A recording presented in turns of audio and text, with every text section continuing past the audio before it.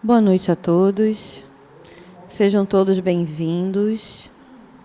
Vamos então ler uma página do livro Gotas de Esperança, de Lorival Lopes, para a gente poder começar, o nosso trabalho.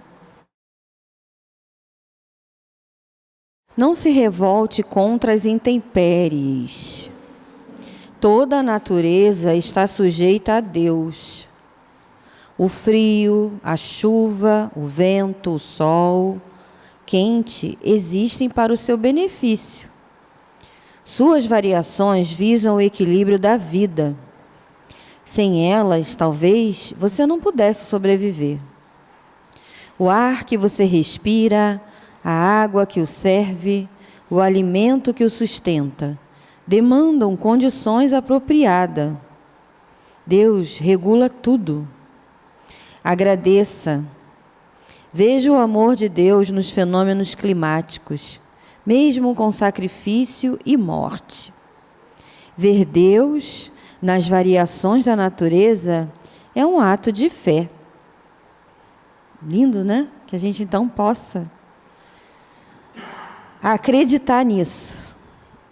Porque às vezes a gente não quer. A gente quer reclamar que o tempo está seco, eu me incluo nisso, que está muito calor, mas a gente sabe, né? Tudo é para o nosso melhor, tudo é para o nosso bem. Quando a gente vê por esse lado, fica mais fácil, né? Fica mais leve. Fácil não fica não, mas fica mais leve. Então vamos fechar os nossos olhos. Agradecer ao nosso Pai querido, nosso Deus maravilhoso, justo, bondoso, perfeito. Agradecer ao nosso Mestre Jesus por ter conseguido estar aqui, né? Para refazer as nossas energias, para retomar a rédea de nossas vidas e poder continuar nesse trabalho rumo ao caminho do bem, né? Todos nós que aqui estamos querendo nos melhorar. Então, que essa noite possa ser uma noite muito proveitosa, que possamos entender que tudo que o nosso querido amigo aqui, Alexandre, veio trazer para nós, que a gente possa eteriorizar e principalmente colocar em prática, né? Que os mentores da casa possam auxiliar a ele, que ele possa ter uma linda noite de estudo. Fica conosco, que assim seja, graças a Deus. Então, boa noite a todos.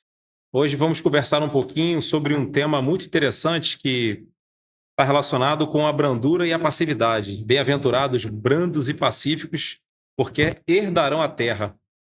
Esse tema, ele é um tema que traz para a gente muita reflexão, porque faz mexer com aquilo que tem de mais valioso dentro de nós, que são os nossos sentimentos, né?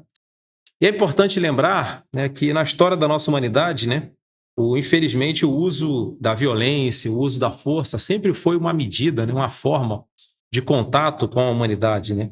Então, no passado, esse uso da força era um instrumento que era usado para impor a sua vontade, impor a sua forma de pensar. Se nós lembrarmos desde o antigo, da história antiga da nossa humanidade, estamos falando lá do Egito Antigo, né? Vamos ver que os vários reinos, né, os vários reis se sucediam, né, sempre pela troca do poder e pelo uso, né, da violência. E a violência, portanto, passou a ser um marco na história da humanidade desde então até os dias atuais, podemos dizer assim. Inclusive, quando o Antigo Testamento, naquilo que nós conhecemos, né, como os livros básicos do cristianismo, já trazia o seu germe, né, de paz e de amor, ainda era muito circunscrito à força, né, à disciplina, e ele foi usado como instrumento, muitas vezes, de perseguição. Aqueles que não o seguiam, não o entendiam, chegava-se inclusive a determinadas formas de apedrejamento, de morte para com aquele que não era da religião, né? E aí nós vamos chegar em Jesus, né? Jesus, portanto, ele vem vivenciar essa lei do amor. Lei do amor essa que vai trazer uma forma diferente de entender. E aí é curioso, né, que aquele Jesus, aquele Messias, né, que foi tão anunciado, foi tão esperado, né, por todos, e que foi dando os sinais de que ele era aquele predito lá no Antigo Testamento, ele foi reconhecido por muitos, mas outros tantos não o reconheceram, né? E ele vai sofrer exatamente dessa violência, dessa fúria, né? Dessa angústia, né? E ele tanto alertou para que nós tivéssemos cuidado.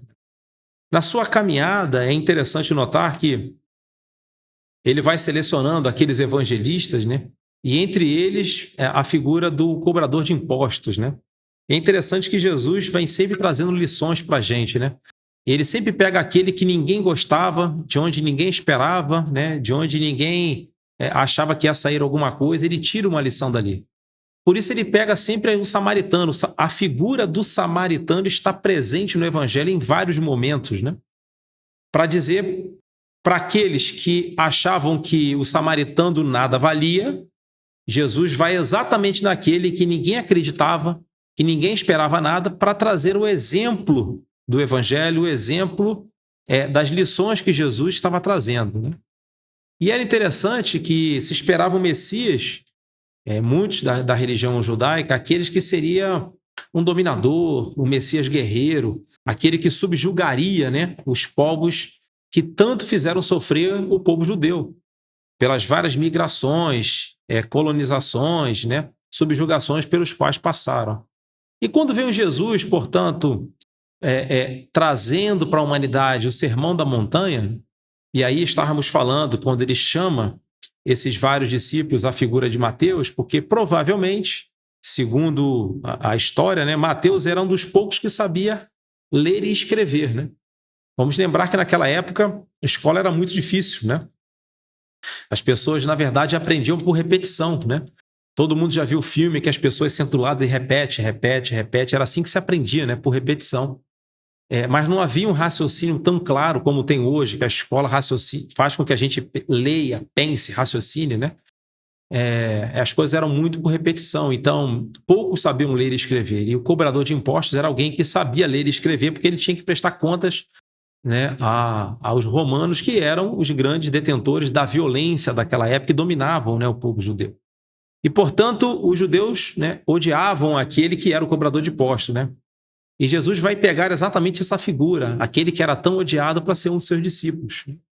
Estamos fazendo aqui essa colocação para dizer que o Evangelho de Mateus, ele é um dos mais ricos dos evangelhos de Jesus, onde se tem mais detalhes das passagens, porque provavelmente ele era aquele que escrevia. Os outros ouviram muito falar, né? Ouviram muito dizer, né? Até que pudessem escrever ou pedir a alguém que escrevesse aquilo que tanto ouviram, né? Que caminharam. Por isso o Sermão da Montanha de Mateus, ele tem 3 capítulos, né? Em outros evangelistas, são pequenos, são menores as citações.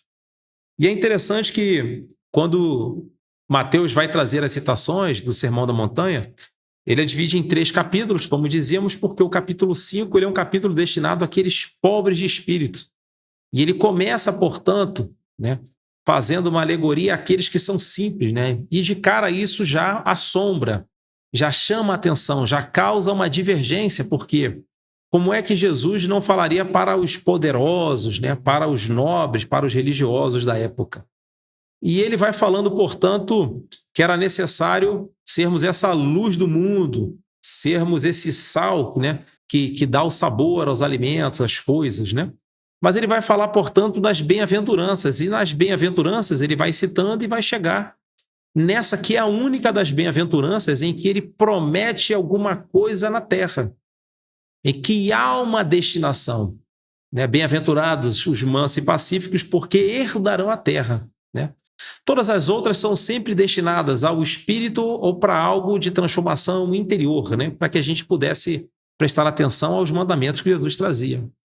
Mas é interessante que no capítulo 6, ele já muda do público daqueles mais simples para os poderosos, né? E ali ele vai dar uma série de outras lições, né? Dizendo para eles que era necessário entender que todo esse poder ele é momentâneo, que ele passa, até que chegasse no capítulo 7, onde ele fala para os religiosos, né? Que nem todo aquele que diz Senhor, Senhor entrará no reino dos céus, pois eram aqueles que estavam direcionando, apontando o dedo, ao invés de elevar e de crescer, né? Jesus, portanto, vai trazer para nós, né, uma lição de amor e de vivência, onde ele vai trazer para nós lições importantíssimas. E em vários momentos desse Sermão da Montanha, ele faz o contraponto com o Antigo Testamento. Por isso que o nome é Antigo e Novo, porque ele vai fazendo, ó, vocês não aprenderam que era assim? Agora tem que fazer dessa forma. Né? Não era, se alguém errar, deveria cobrar, agora temos que perdoar 70 vezes 7. O que é 70 vezes 7? Não é para fazer conta, né? É para dizer que o 7 é sempre o número da perfeição, é do Shabat, da semana espiritual. É você multiplicar essa semana ao infinito. Né? Essa que era a ideia do 70 vezes 7. Ele vai trazer uma série de lições interessantíssimas que mexiam com o interior das pessoas e muitos não entendiam, inclusive os próprios discípulos de Jesus, né? E andavam meio temerosos, andavam meio sem entender a profundidade de seus ensinamentos, e a convivência com Jesus em todo momento é para despertar, chamar a atenção, fazer com que eles compreendessem. E Jesus vai dizer que no grupo menor, naquele dos discípulos, ele falava muito mais coisa do que no grupo maior, naqueles quando estava com a multidão, porque se para eles ainda era difícil, né, aquele grupo menor, imagina a multidão que não entendia. Mas Jesus vai deixar para a vivência do seu ensinamento mais difícil, mais complexo, né, que é o perdão, aonde é algo que é levado ao máximo daquele amor, né? E o perdão tem muito a ver com doar, né? E a partícula per, né, ele é sempre um aumento, uma coisa que fica, né? É o pergolato, né? O remédio, aquilo que é superlativo, aquilo que aumenta, né? O perdão, portanto, é essa doação máxima, é esse amor máximo, aonde Jesus vai vivenciar exatamente no momento da sua vida, onde ele não tinha culpa de nada, aonde ele é crucificado, é julgado, crucificado, e no momento ali da cruz ele vai usar aquela frase que todos nós conhecemos, né? Pai, perdoa, porque eles não sabem o que fazem, né? Mostrando para nós que é difícil, que é doloroso, que machuca, né? Mas é possível o perdão. Né? O perdão muitas vezes pode nos levar à cruz, né? A alguns momentos até o desencarne, mas a vivência desse perdão é o que transforma. E Jesus, portanto, vai transformar a humanidade a partir daquele momento, aonde, né, os romanos que perseguiam e vieram a perseguir os cristãos durante muitos séculos, e a história vai contar isso para nós ao longo do tempo, né? Nós vamos encontrar já no imperador Constantino aquele que vai transformar essa religião que era tão perseguida para ser uma religião oficial do Estado. Né? E aí vai acontecer uma coisa muito interessante, né? E aqueles que, de certa forma, eram perseguidos, passaram a perseguir aqueles que não seguiam a sua cartilha. E aí a história cristã, a história nossa cristã, ela vai ser uma história repleta de casos de violência, onde na intenção ou na boa intenção de querer fazer o bem, e pusemos muita violência, muita força, né? Aqueles que eram contra ou contrários à mensagem cristã também sentiram, né, a força dessa nossa violência. Isso vai ser refletido naquilo que nós viríamos a conhecer como Inquisição, né, naquilo que nós viríamos conhecer como as cruzadas para tomar uma determinada terra dos nossos irmãos muçulmanos que lá estavam também. E assim a violência passa a ser uma constante na vida cristã, né? Contrariando, de certa forma, o ensinamento complexo, difícil, amplo, né? Que é o da brandura e o da passividade que Jesus veio dizer, dizendo que eram esses que herdariam a terra no futuro, né? Mas aí nós vamos entendendo essas coisas porque a violência, ela tem a sua função. A violência, ela resolve uma coisa rápida, de forma rápida, mas muito mal feita e por um tempo muito curto, né? Já, né, a mansuetude, a brandura, a paz, ela é difícil de ser implementada. Ela leva muito tempo, mas seus efeitos são duradouros, né? E é por isso que ao longo da história da humanidade, a violência é sempre buscada naquele que detém o poder, que detém a força em determinado momento, para cumprir uma determinada tarefa, porque a rapidez e a pressa, de certa forma, passa a ser uma constante em nossas vidas, né? Por que não dizer hoje, né? A gente continua com pressa, né? A gente continua sempre focado. E tem um ditado muito popular, né? A pressa é inimiga de quem? Da perfeição, né? Todo mundo sabe, né? A perfeição é característica de quem?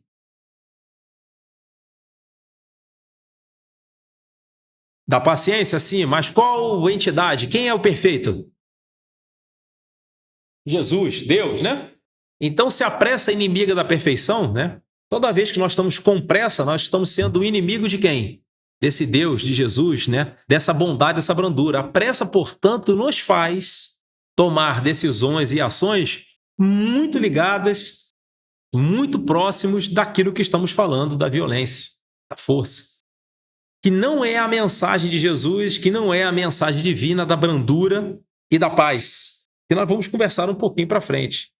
Portanto, muitos dos discípulos, né, como nós dissemos, né, não entenderam a mensagem de Jesus, e isso é fácil de entender, porque no livro dos Espíritos, quando ele fala da característica dos espíritos imperfeitos, qual é? É muito ligado à matéria. Então, estar próximo à matéria é uma característica muito forte dos espíritos imperfeitos que somos nós, ainda no mundo de provas e expiações. Portanto, nós nos deixamos levar muitas vezes por essas características muito da matéria, esquecemos desse lado espiritual, onde ele também vai nos dizer que a característica dos espíritos puros, o que é? É esse contato com a espiritualidade, é o se distanciar, de certa forma, dessa materialidade, de forma que o contato é muito distante, de certa forma, para eles. Então, quanto mais materializados nós somos, mais imperfeito ainda estamos nesse mundo. Quanto mais buscamos a espiritualidade, melhor, da melhor forma, caminhamos na direção desses espíritos puros, ou da perfeição que estamos conversando aqui na noite de hoje. Mas é claro que isso não se dá de uma hora para outra, né? Isso não se dá de uma maneira simples, fácil, né? Na verdade, nós temos que trabalhar algumas coisas dentro de nós que são difíceis de serem trabalhadas, né? Dessa forma, nós vamos trazer algumas ideias para que nós possamos conversar e entender um pouco, né? Lá no livro Jesus no Lar, no capítulo 17, Neio Lúcio vai trazer uma fala muito interessante, né? Onde muitos dos discípulos de Jesus, conversando com ele, né, traziam exatamente essa incompreensão dessa passagem, né? Eles estavam interrogando Jesus naquele espaço menor, né? Naquele grupo evangélico, né? Como é que poderia alguém ser manso e pacífico mediante tanta violência que eles enfrentavam naquele mundo ainda dominado pelos romanos, né? E aí Jesus espera a indagação dos seus discípulos para que eles possam refletir um pouco. Inclusive o próprio Judas vai perguntar para ele, né? Se essa mansuetude, na verdade, não era uma covardia, não era uma passividade, não era aceitar uma subjugação, né? E aí é interessante que Jesus vai dizer que não, né? Essa passagem não tem nada a ver com subjugação, né? Aceitar o que estava sendo feito, né? Aceitar o que estava ocorrendo naquilo. E aí ele vai dizer o seguinte, né? Nessa passagem ele vai dizer assim: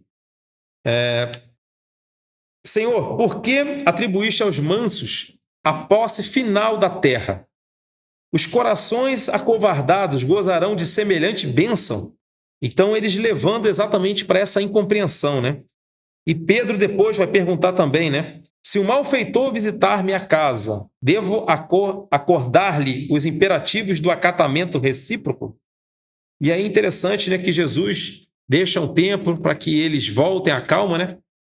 E aí eles vão dizer, enganaram-se todos, né? Jesus vai dizer para eles naturalmente, eu não fiz o elogio da preguiça que se mascara de humildade, nem da covardia, que se veste da cordura para melhor acomodar-se às conveniências humanas.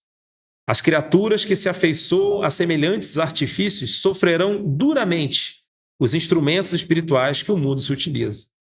Então, a brandura e a passividade nada tem a ver com covardia, né? Ou com inanição. Ele vai dizer o seguinte: bem-aventurados os homens de trato ameno, que sabem usar a energia construtiva.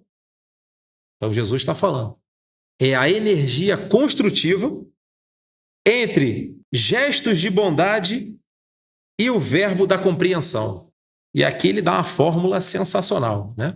Então, os gestos de bondade e o verbo da compreensão É essa energia construtiva para que nós possamos caminhar na direção da mansuetude e da passividade, que não tem nada a ver com a pressa, porque a mansuetude e a passividade transformam com o tempo.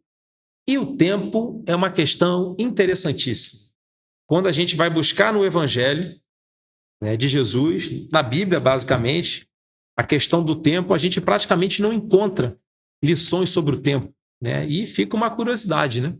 Por que o Evangelho, né, não trata da questão tempo, como trata do amor, da caridade, do bem, da ajuda, né?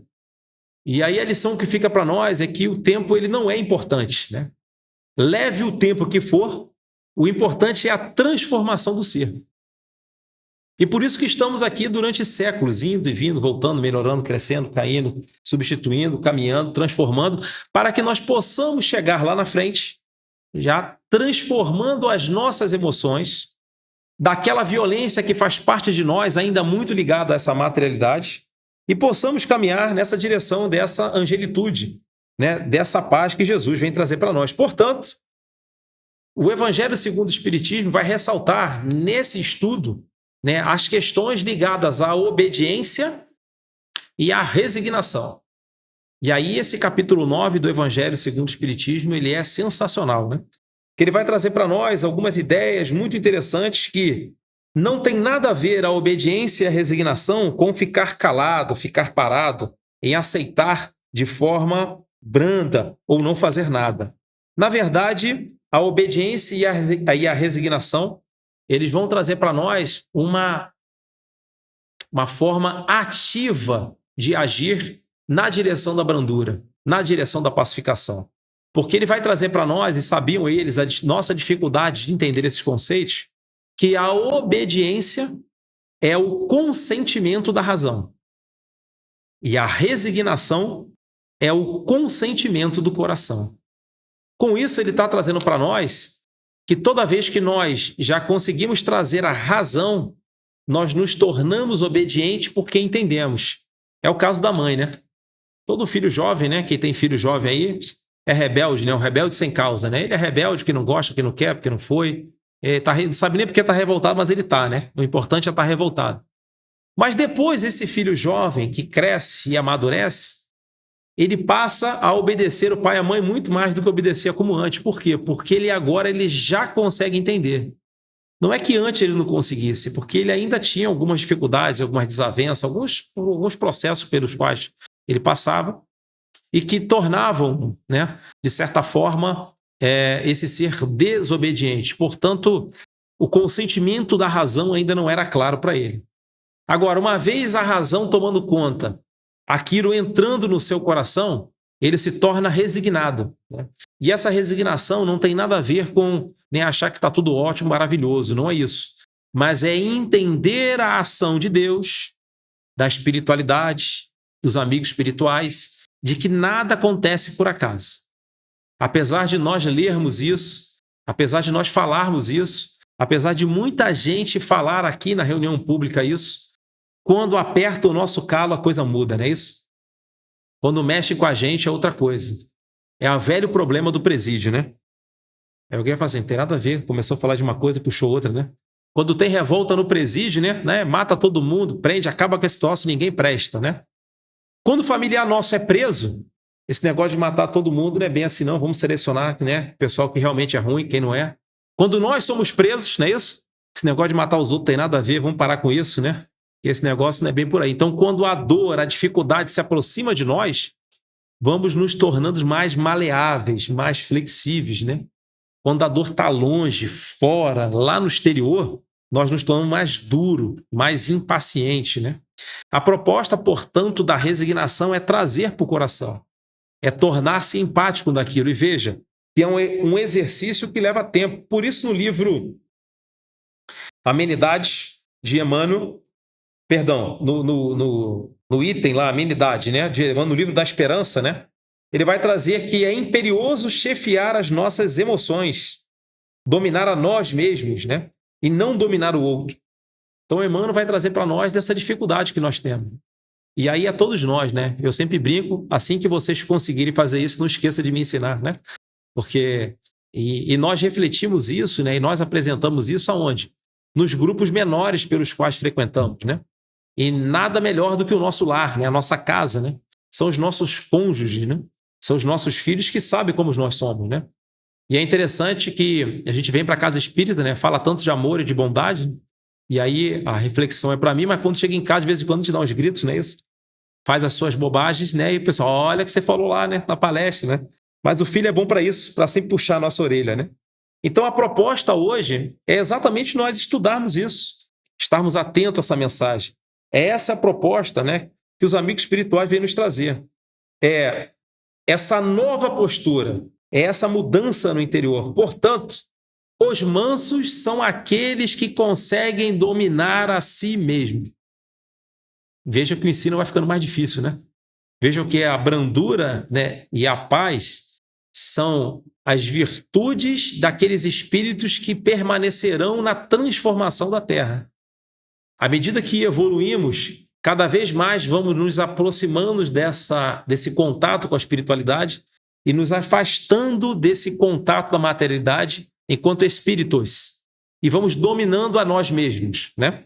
É isso que ele está trazendo. Portanto, esse momento de transformação em que a Terra passa do mundo de provas e expiações para o mundo de regeneração, nesse momento de transição planetária, está sendo cobrado, buscado, orientado para cada um de nós, não a transformação de fora, mas a transformação de dentro.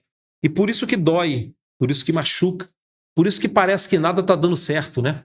Que o teste, a prova, ela é constante em nossa vida no sentido, olha, precisamos melhorar, precisamos aperfeiçoar, precisamos ainda vencer a nós mesmos, que é a maior dificuldade. Portanto, os impérios, imperadores passaram, né? Mas os mansos continuam, né? Então, o manso não é aquele que não reage, mas ele reage de outra forma. Ele oferece aquela outra face, como disse Jesus. E quem de nós já consegue oferecer outra face, né?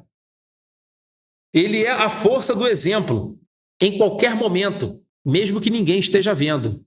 Nós já somos esse exemplo, então temos algo ainda para poder aperfeiçoar.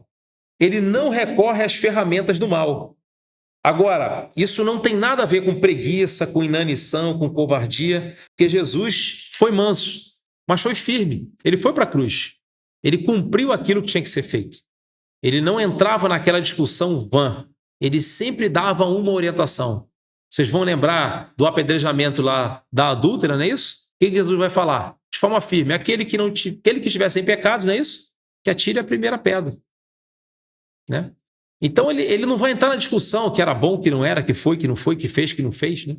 Mas o interessante é que pouca gente para ler, que logo depois ele chama ela para conversar. O pessoal vai embora, todo mundo para aí na história. A história continua. Ele chama a criatura e fala o que é para ela?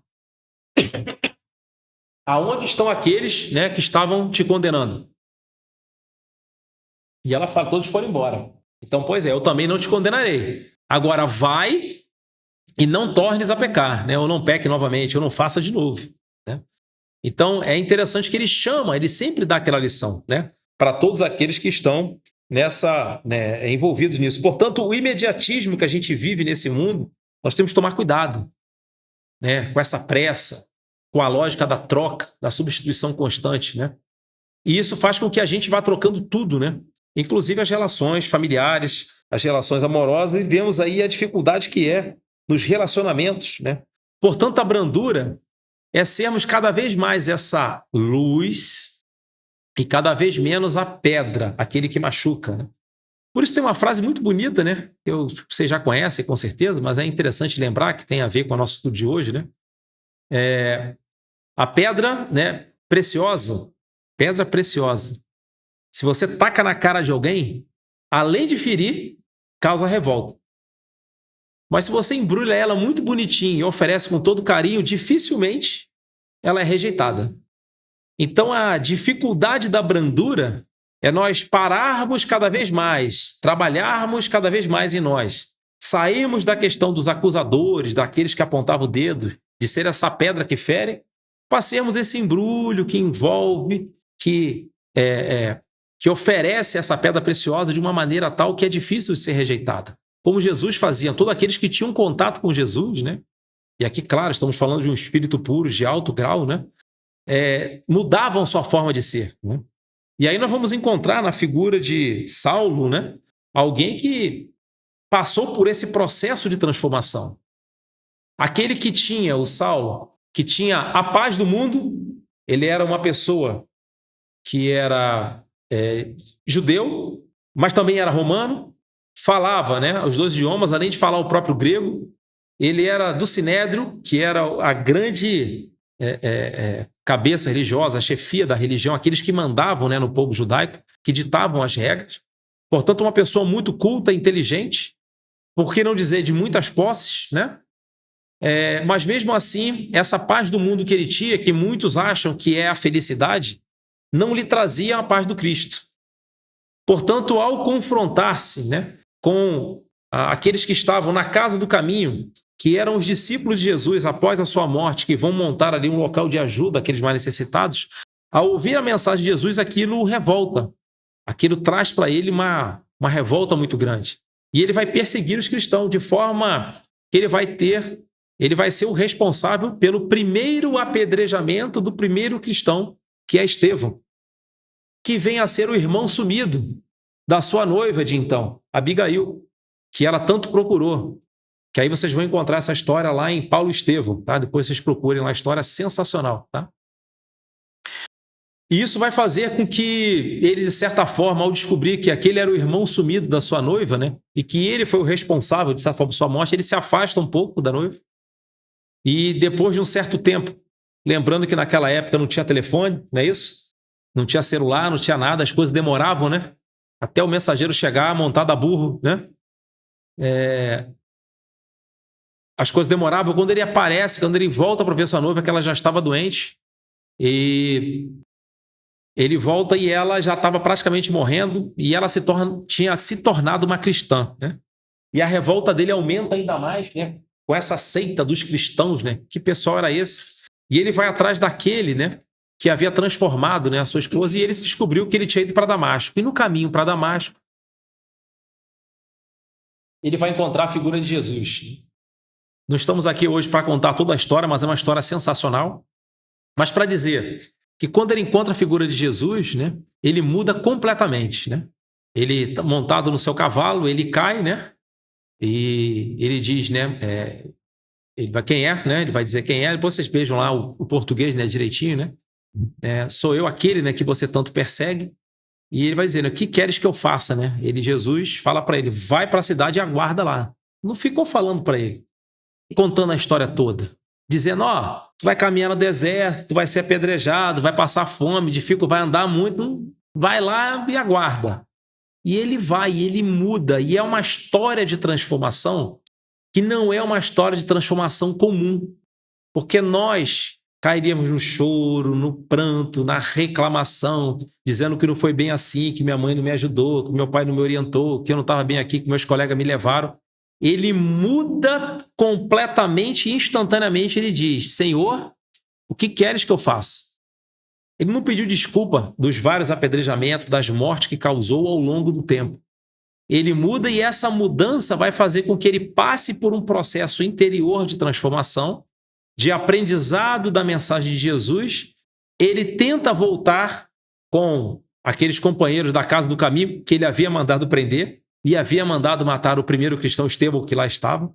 Ele, de certa forma, se afasta, mas ele aprende o seu trabalho na cristandade, que é a divulgação do evangelho, e vai se tornar um dos maiores divulgadores do evangelho, com 14 cartas das 39, se eu não me engano, do Novo Testamento. A maior quantidade, né, de informações que nós temos pertence a Paulo, né? Que ele já havia mudado depois, vocês peguem lá, quando ele muda de nome, né? Mas aqui é para dizer para nós que Paulo, quando Saulo se transforma em Paulo, ele não é só uma mudança de nome, é uma mudança de comportamento e de visão. Paulo, portanto, vai passar pelas mesmas provações que ele fez a outros tantos cristãos. Ele vai ser apedrejado, vai ser dado como morto, não morreu. Depois ele prossegue, vai ser apedrejado mais uma vez ou duas, foi preso várias vezes, né, ao longo da sua história, passou fome, né, durante vários momentos, mas caminhou por toda aquela localidade ali onde Cristo estava, levando para os evangelhos para aquela região que nós conhecemos hoje da Grécia, um pouco mais distante, e sempre retornando àquela localidade. Portanto, Paulo, ele vai vivenciar dessa brandura e dessa passividade que, como Saulo, não detinha, apesar de ter aquilo que o mundo entendia como paz. E aí é interessante o entendimento que a paz do mundo não é a paz do Cristo. A paz do Cristo, portanto, não traz para a gente as ilusões da vida, né? Não traz para a gente, né, aquelas informações equivocadas. Portanto, a realidade é algo que precisa estar conosco, precisa estar com a gente de forma que possamos entender que as ilusões da vida precisam ser quebradas. E as ilusões da vida são muitas. E temos aos montes espalhados aí por vários locais. Inclusive, se entrarmos na internet, vai ter uma série de soluções de felicidade, né? É só fazer um curso disso que você vai ser feliz, não é? É só fazer, né, maquiagem que você vai estar não sei o quê. É só fazer musculação que você vai... É só fazer um monte de coisa que você vai ser feliz. E as pessoas fazem tudo isso e não são felizes. Não estamos dizendo que musculação não presta. Pelo contrário, né? Principalmente o pessoal de mais idade faça musculação, que é importante para a vida e para a saúde. A maquiagem é bom também, ajuda, né? Mas eu quero dizer que não é só isso. Esse é o ponto da conversa de hoje. Não é só fazer, não é só ir na festinha, não é só comprar uma roupa bonita. Porque muita gente cuida do exterior, mas continua sendo chato, intragável, difícil, insuportável e continua reclamando da vida. Então, as ilusões da vida estão em entender que a transformação ela é interior. Veja que nós fomos e voltamos sempre na mesma questão, né? Sempre no mesmo ponto. Porque assim somos nós, né? E quando nós entendemos isso, nós continuamos indo na musculação, usando a maquiagem, usando a roupa, mas muda a postura, muda a maneira de agir, muda a forma de trabalhar. O nosso entendimento da vida muda, aonde aquela dor que machuca, que fere, que dilacera, que dói, ela passa a ter uma outra conotação, uma outra forma de ver, uma outra maneira de entender, aonde passa a ser uma dor que educa, que transforma, que eleva. E aí o trabalho do evangelho, na direção da mansuetude, da paz, passa não pelo convencimento, mas pela transformação, pela conversão, que são coisas diferentes. Muitas vezes nós queremos convencer o irmão. Não, você tem que ser espírita, você tem que fazer, ninguém tem que fazer nada. Já a primeira informação básica da noite de hoje, né? Cada um é livre e é dono do seu livre-arbítrio. Mas quando nós vivemos a mensagem do evangelho, e aí nós temos que entender que quando Jesus já se aproximava da crucificação, depois da Santa Ceia, ele vai dar uma série de instruções para aqueles que ficavam. E uma daquelas que passa despercebido é exatamente para que sejamos a sua imagem e semelhança, para que sejamos aqueles que servem, para que sejamos os seus discípulos, para que sejamos aqueles que vivem a sua informação. Não é para ser pregadores, é para vivenciar a sua mensagem. E aí a nossa dificuldade, porque Jesus não foi um pregador, Jesus foi aquele que viveu a sua mensagem. E quando ele vive, ele vai dando lições. Por isso que Jesus não tinha nada contra a riqueza. Nada. Mas ele dá duas lições diferentes para dois homens diferentes. Os dois eram ricos. Quando ele encontra com um homem rico, lembra da história? Eu faço os mandamentos, eu sigo toda a lei, eu sigo, eu faço. E ele falando com Jesus. O que eu preciso então para encontrar a felicidade? O que Jesus fala para ele? Vende tudo e me segue, né? E aí ele não vendeu e não seguiu Jesus. Mas quando Jesus encontra aquele homem rico em cima do sicômoro, que ele fala, desce, que hoje convém que eu vá na sua casa. Os dois eram ricos. Por que ele mudou o comportamento com os dois? Que quando ele chega lá na casa desse rico, o que ele fala lá? Que ele vai dizer, olha, eu não sou digno de receber aqui minha casa, não, hoje convém que eu vá. E ele vai dizer, olha, se eu fiz alguma coisa de errado, eu dou o dobro, eu restituo o quádruplo daquilo que fez. Não é questão de dar ou não dar. ele está mostrando uma postura comportamental. O problema de Jesus nunca foi com riqueza. Nunca foi com riqueza. Inclusive, quem tem casa de praia quiser me convidar, eu vou. Quem tem 3 carros quiser me dar um, estou aceitando. Não é esse o problema. Não é isso. A questão de Jesus é o comportamento, é o interior, é a vivência. É isso que ele está chamando a atenção. Por isso que aquele que é rico, que ele foi na casa dele, ele foi porque ele está dizendo, olha, esse cumpre os mandamentos, mesmo sendo rico. O outro rico, ele vai dizer, esse só cumpre o exterior. Ele dava o que os outros viam, mas não mudou o seu comportamento. E assim ele vai falar também com os pobres. Né? Aquela viúva que dá aquela moedinha, ele vai dizer o quê? Que ela deu mais do que todo mundo. Ele não está falando de dinheiro. Ele está falando de comportamento, que ela deu o que ia faltar para ela. É alguém que entendia e vivia a mensagem, que ela sabia que ali era um momento de oferta, de ajuda, de crença. Ela acreditava naquilo. Então a mensagem de Jesus, portanto, não é uma mensagem para fora, ela é uma mensagem para dentro. Por isso, no livro Calma, de Emmanuel, tem lá o itemzinho lá do azedume, né? Que ele vai dizer dos espinheiros das angústias, né? Então, toda angústia, todo espinheiro, né? Ele é magnético, ele atrai, né? Por isso que o problema é sempre para aquele que está doente. Então, aquele que está reclamando, ele está clamando de novo. Está clamando 2 vezes. Ele está pedindo. Temos que ter o cuidado no uso da reclamação. Isso tem que sair do nosso vocabulário para caminharmos na direção da brandura e da passividade. Portanto, falar de brandura e passividade é falar da paciência, é falar da serenidade, é falar da tolerância, né? Tolerância é essa que vai levar exatamente dessa distância, dessa belicosidade que vemos no mundo, de guerras, de violências, né, de assassinato, de morte, né? Que possamos nós, no contato com a violência, sermos aquele que sofre. Porque aquele que sofre no entendimento da brandura significa que ele está no estado terminal, terminando o ciclo, passando por um processo final. Mas aquele que causa, aquele que dá origem, aquele que vai iniciar um processo de dor, ele está começando o ciclo, que vai levar 1 ano, 10 anos, 100 anos, 1000 anos, até que ele possa recuperar naquilo que a doutrina espírita vai trazer do ciclo da dor, de entendimento, de arrependimento, de transformação e de ressarcimento. Aqui a doutrina espírita ela traz um conceito além. Não adianta só nos arrependermos, é necessário o ressarcimento. Mas não é olho por olho, dente por dente. Não é porque eu matei alguém com um tiro que eu vou morrer com um tiro. Mas aquele amor, aquele trabalho no bem, ele cobre essa multidão de pecados, de erros, de problemas. Mas geralmente quando nós chegamos no nível de entendimento tal da espiritualidade, que já estamos no caminho da brandura e da passividade, nós pedimos a passagem, pedimos a dor, o sofrimento para suplantar a nossa dificuldade espiritual. É como se fosse um pedido de desculpas. É por isso que Elias, o maior dos sacerdotes do Antigo Testamento, que na disputa com os 300 lá de Baal, que tinham que botar fogo no monte de lenha, depois vocês pegam lá a história, que rezaram os 300 sacerdotes durante 7 dias para botar fogo e ninguém conseguia. Elias fez a sua oração, caiu um raio e botou fogo. Ele é o maior de todos, faz o E. E aí o que Elias faz? Manda decapitar todos os 300 sacerdotes.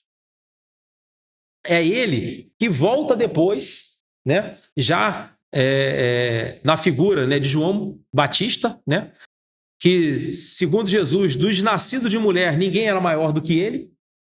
E ele vai morrer como João Batista, apesar de todo o bem que ele fez. Decapitado, né? Aí tu, caramba, se ele era o cara e foi decapitado, como é que a gente vai, né? Mas é interessante que, poxa, mas se ele é o cara, então ele morreu porque ele matou os outros? Não. Ele já estava num grau tal que é como se ele pedisse um pedido de desculpas para aquele. Olha, gente, fiz um monte de caquinha lá atrás, também perdi a minha aqui agora, desculpa, tá? Vamos seguir daqui para frente. Ele não precisava passar por aquilo, mas ele chegou a tal ponto que ele pediu para passar por aquilo. Vejam a diferença. Vejam a transformação da dor que dói para a dor que transforma.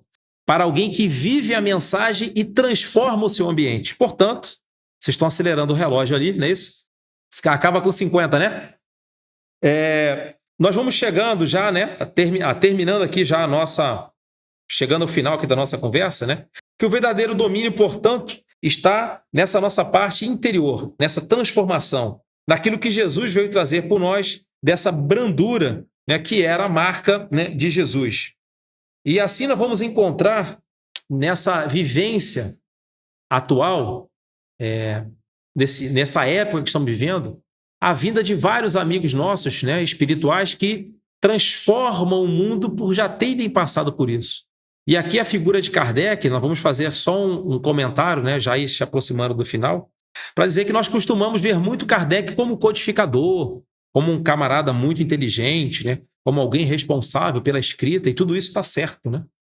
Mas uma das encarnações de Kardec foi a encarnação de Jan Hus, ou Van Hus, né? Aí o pessoal que fala ali da Tchecoslováquia, daquela região ali, depois me ensina melhor como é que fala isso.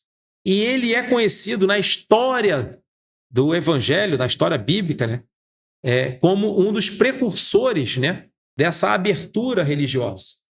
Ele, portanto, ele precede a figura de Martim Lutero. Então, Van Hus é aquele que vai inicialmente pregar essa abertura, a retomada da mensagem evangélica, e ele vai ser queimado, né? E diz ali, né, a história conta, né, que quando ele está sendo queimado, já no mundo cristão, por trazer essas ideias, né, que rememoravam essa brandura de Jesus, afastavam da violência da época, vai vir uma senhorinha, né, com uma dificuldade de caminhar, com um graveto na mão, né, para colocar lá onde ele estava, porque ele ia ser queimado. E diz a história, né, registra que ele vai falar, né, santa ignorância, né? A ignorância é o desconhecimento da causa. Alguém da religião que vive a mensagem do Cristo praticando ainda a violência. Ele, portanto, vai ser queimado e vai vir depois, né, algum tempo depois, como a figura, né, de Allan Kardec, já muito tempo depois. É ele, portanto, que vai ajudar, né, que vai ser ajudado pela figura de Martim Lutero. E é interessante que João Hus ele vai dizer, né, vocês hoje, né, queimam o cisne, né, mas virá aquele que irá transformar, né, que seria o ganso, né? Ou melhor, vocês queimam o ganso e virá aquele que é o cisne, né? Essa figura do cisne é uma figura que está registrada na história. No Museu de Martim Lutero tem a figura da citação de João Hus. Essa história é muito interessante. Depois vocês busquem no livro Espírita, As Marcas do Cristo, de Hermínio Miranda, que ele vai contar essa história lá de Martim Lutero lá atrás. E quem foi Martim Lutero? É outra história sensacional. Vou deixar com água na boca agora, mas vamos seguir aqui. Mas não foi Kardec não, é outra pessoa, né? Mas sensacional. Mas ele vai ser aquele que vai fazer a transformação, a abertura, o relembrar das mensagens do Cristo, que ele vai dizer, olha, a religião estava se perdendo, estava se afastando da brandura. A religião estava provocando a violência através da Inquisição, através das cruzadas, através da morte, né? Ele vai transformar. E é interessante que já depois, quando Kardec vem, Kardec vai ter um sonho, né, muito interessante, em que a figura de Martim Lutero, né, em espírito, em sono, o leva para a espiritualidade e ele vai para uma região do umbral, uma região de espíritos sofredores, uma região onde está ali o pessoal sofrendo, né? E ele falou que vai nesse umbral profundo, ele vai lá na situação uma coisa bem pesada, difícil, um ambiente duro, né? E aí começa um diálogo de Kardec encarnado com Martim Lutero desencarnado. E começa um diálogo muito interessante. Aonde ele vai dizer, claro que o espírito se comunica por pensamento, né? E eles estão fazendo um diálogo, né? Aí ele vai dizer, quem é esse pessoal que está aqui? Já sei, né?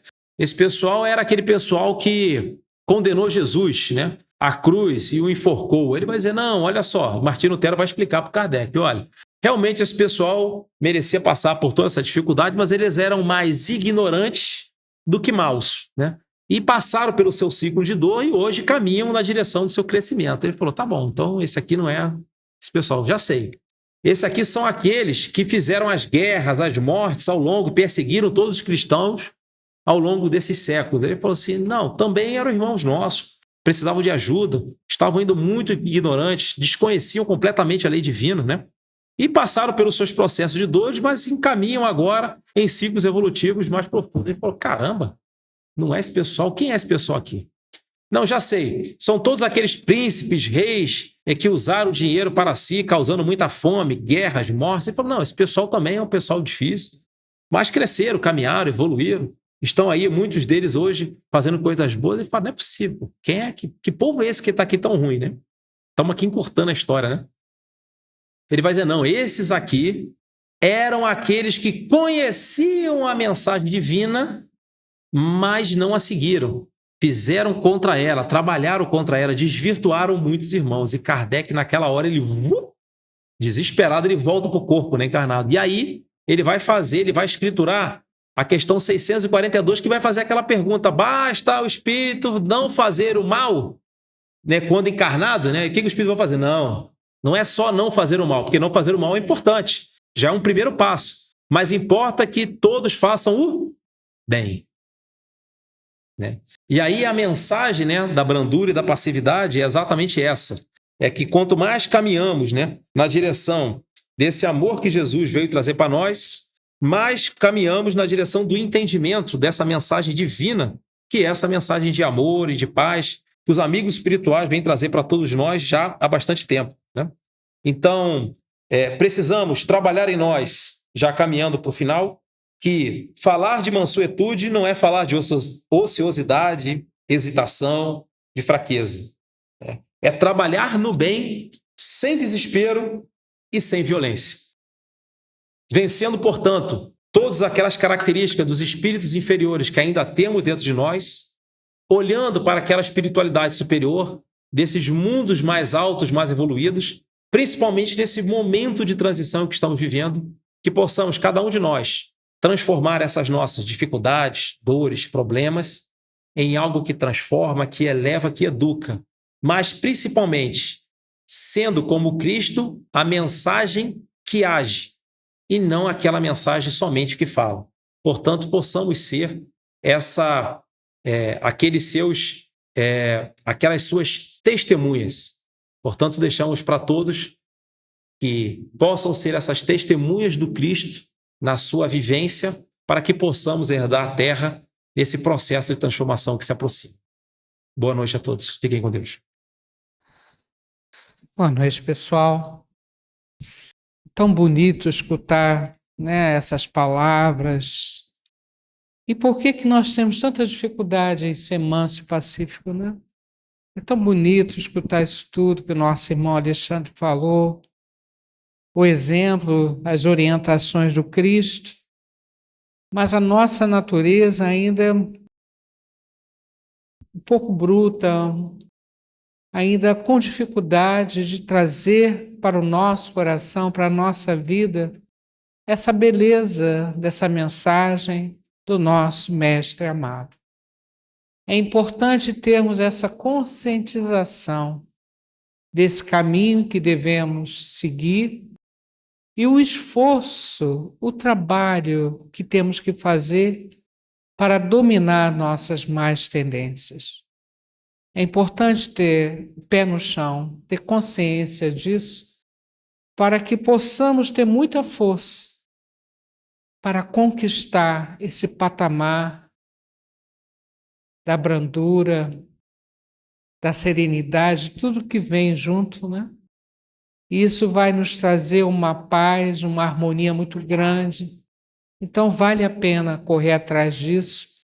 E hoje o fato de estarmos aqui nessa casa já é um sinal importante que precisamos valorizar em nós a nossa vontade de mudar, a nossa vontade de ser feliz, a nossa vontade de nos harmonizarmos com as leis divinas.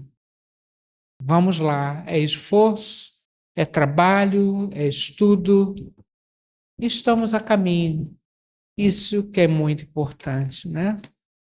Possamos valorizar o nosso esforço e buscar junto a Deus a força para seguirmos em frente nesse caminho que escolhemos de nos harmonizarmos com as leis divinas. Que assim seja. E hoje estamos, nesse momento, fazendo a segunda parte do nosso trabalho, em que oramos. A oração é uma coisa tão importante, tão profunda, de grande alcance. Nós sabemos disso. Todos nós mergulhados nesse fluido cósmico universal. O nosso pensamento, que é o veículo do sentimento, partindo do nosso coração, da nossa mente, viajando pelo fluido cósmico universal e chegando aonde nós queremos levar o nosso amor, o nosso carinho, a nossa saudade em forma de luz, de torcida, especialmente para aqueles que desencarnaram, que cumpriram uma etapa de estudo na Terra e retornaram ao plano espiritual, que é o natural. Nós somos espírito. Então lembramos hoje aqui daquele pai, daquela mãe, daquele avô, daquele amigo, muita gente no plano espiritual que nós temos saudade e gratidão. Então, quando oramos por esses irmãos, é um momento lindíssimo, é um momento de muito amor, de muito carinho, né? E é o que nós queremos enviar, especialmente para nossa irmã Valdete Teixeira Rosseta. Tem 7 dias que a nossa irmã desencarnou, a sua amiga Ilka Mercedes mandando aquele abraço para a nossa irmã Valdete. E todos os nomes que estão na caixinha de prece, todos os nomes que estão no nosso coração, na nossa mente, todas essas nossas companhias espirituais, esses irmãos que vieram estudar conosco aqui, e essa energia possa alcançar o máximo de pessoas que estão no plano espiritual precisando de carinho, de atenção, de luz, de apoio. Então nós pedimos para todos eles: Pai nosso, que estais no céu, santificado seja o vosso nome, venha a nós o vosso reino, seja feita a vossa vontade, assim na terra como no céu. O pão nosso de cada dia nos dai hoje, perdoai as nossas ofensas, assim como nós perdoamos os nossos ofensores. Mas não deixeis cair em tentação, livrai de todo mal, que assim seja. Com essa oração tão profunda que o nosso Mestre nos ensinou, nós queremos homenagear todos esses espíritos e mandar um abraço apertado através de Jesus, através do nosso Pai Celestial, a todos esses entes queridos. Os nomezinhos estão lá na caixinha de prece, estão no nosso coração, na nossa mente. Que eles recebam, então, nesse momento, essa vibração carinhosa e que eles, no plano espiritual, continuem na sua batalha de evolução, de conquista espiritual. Graças a Deus. E essa energia bonita, desde que nós chegamos aqui, a palestra, tudo vai formando uma energia muito salutar, muito harmoniosa, que vai beneficiar nós que estamos aqui, beneficiar os espíritos aqui presentes e vai se estender ao máximo. São as nossas irradiações. Nesse momento, o Centro Espírita Deus, Luz e Verdade se transforma num grande sol, um sol de muito amor, um sol de muita luz, para que a energia que nós ajudamos a formar aqui possa se espalhar ao máximo em torno de nós. Nós queremos pedir para onde? Para nossas casas, né? Que essa energia entre pela porta da frente, possa circular toda a nossa casa, abençoar as pessoas que lá estão, especialmente aquelas que precisam de uma atenção especial. Então essa energia aqui, ela tem um poder atômico maravilhoso. E o nosso pensamento é o propulsor disso tudo. Então essa energia vai chegar no nosso ambiente de trabalho, na nossa casa, vai se espalhar pela nossa comunidade, aonde essa energia puder chegar. né? Nosso Rio de Janeiro, nosso Brasil, e vai se espalhando. É uma gota de contribuição de todos nós aqui, para mudarmos um pouco a energia do nosso planeta. Que Deus ampare, então, a todos os lares, cujo endereço nós colocamos na caixinha de radiação, o ambiente de trabalho. Todos os nossos lares sejam, nesse momento, visitados pela luz divina. Graças a Deus. E nós continuamos os nossos pedidos.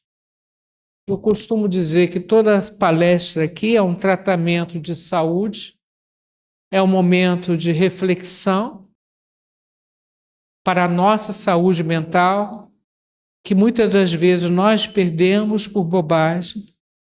E quando chegamos, refletimos sobre a mensagem do Cristo, sobre a brandura, a mansuetude, isso é saúde. É saúde física, é saúde espiritual, é saúde mental. Então precisamos encontrar esse caminho da paz, da harmonia. Precisamos, então, pedir muito ajuda a Deus para que a gente possa conquistar a nossa saúde. O Evangelho é o grande remédio que precisamos, né? Então, nós temos ali uma caixinha de visita médica, nós colocamos vários endereços lá, né? E eu gostaria de pedir aqui uma corrente muito positiva. Todos nós conhecemos a Cristiane, né? Que é palestrante, é trabalhadora da nossa casa, e a filha dela, a Laura Paranhos, teve um acidente vascular encefálico, né? Com hemorragia. Ela tem a idade certa, eu não sei, 15 anos, né? Então ela tem 15 anos, é uma garota jovem, cheia de saúde, vai sair dessa, se Deus quiser. E ela está no Hospital Pasteur, na UTI pediátrica, leito 8, Laura Paranhos. Então, que possamos mentalizar nesse momento a figura de Jesus, figura de Maria, Bezerra de Menezes, Cristiane e a sua filha Laura, lá no CTI, e os médicos daquela unidade, que possam, nesse momento, receber esse carinho, essa ajuda, essa inspiração, e o corpo, né, o espírito da nossa irmã Laura, receba todo esse abraço de Jesus para a sua recuperação. Nós pedimos com muito carinho e sabemos que Deus está sempre no comando, né? A graça de Deus. E por todos os irmãos, né, que lá estão, por todos os irmãos que estão nos hospitais, asilos, orfanatos, prisões, irmãos que estão pela rua, em situação tão delicada, né?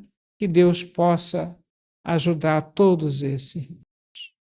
Vamos, Jesus, passear na minha vida.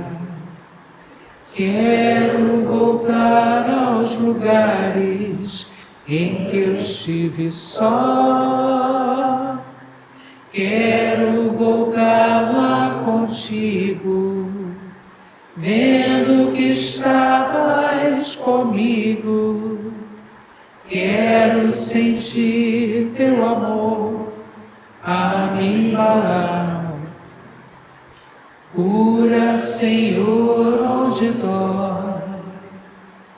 Cura, Senhor, bem aqui. Cura, Senhor, onde eu não posso ir. Cura, Senhor, onde dói. Cura, Senhor, bem aqui. Cura, Senhor, onde eu não posso ir. Deus pode, Deus vai e vai aliviar. Tem a moratória, a misericórdia, Deus agindo sempre. Pedimos por todos os nomes e endereços da caixinha, né, de visita médica, Pedimos que as águas do ambiente sejam fluidificadas e todos nós que estamos aqui sentados possamos receber esse abraço, né, esse carinho. Especialmente eu peço pelo nosso irmão Alexandre, que veio com muito amor fazer esse trabalho nessa noite. Que ele receba todo o amparo espiritual. Graças a Deus.